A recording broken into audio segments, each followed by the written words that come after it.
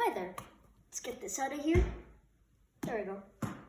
Now today I'm here to introduce you and highly recommend to you a book called Colin O'Brady, The Impossible First, written by Colin O'Brady, not just toss that football around and throw it around.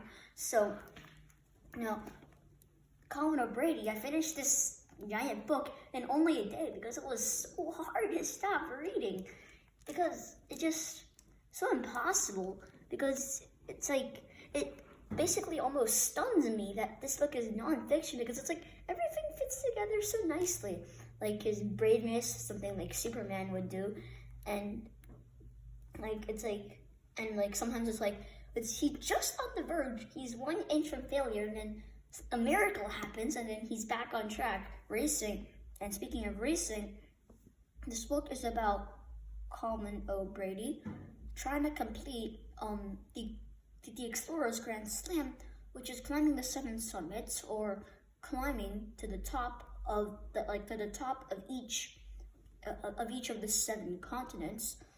And he's trying to set a record. In fact, he's aiming to set a record for the speed of the 7 summits, because like a lot of people are like, okay, I climb the first mountain, I go home, I climb my second mountain, I go out, I climb it, and then I climb my 3rd mountain.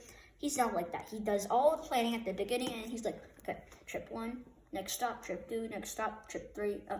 So it's like, he just keeps constantly going. Now, this book is only about the part in Antarctica, climbing to the highest peak in only one continent, Antarctica. And it's like I can't believe that anybody or even him can do this, because in my area it's been snowing, and it's not even snowing that hard. It's like 1 inch of snow, and then I've been playing outside with heavy jackets, snow boots, and when I come in for just 10 minutes of outside in the snow, my toes are already freezing off, and he has to go into an area where the average is negative 25 degrees Fahrenheit, with a mile of ice and snow at average, and with a wind chill, it can reach up to negative 80 degrees.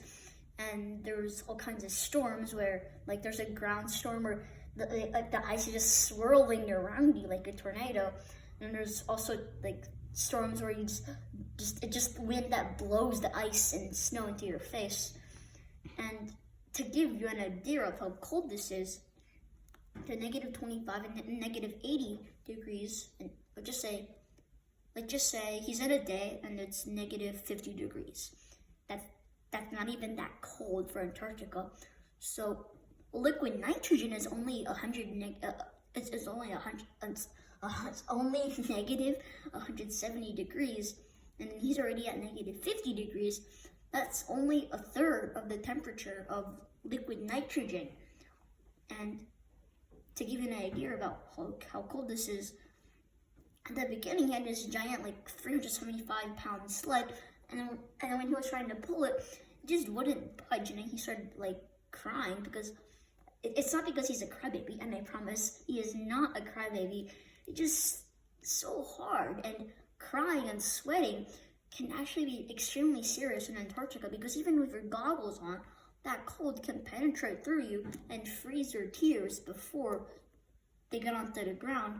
And if that's not a problem, well then if you sweat in Antarctica, I know it sounds crazy, but if you sweat in Antarctica, and then that sweat, when it goes into your clothing, it might freeze in there, and then if it freezes in there, it'll help you stick. It'll like basically, like, I can't describe it. It's like, just like, think of it as somebody stuffed 5 pounds of snow into your shirt.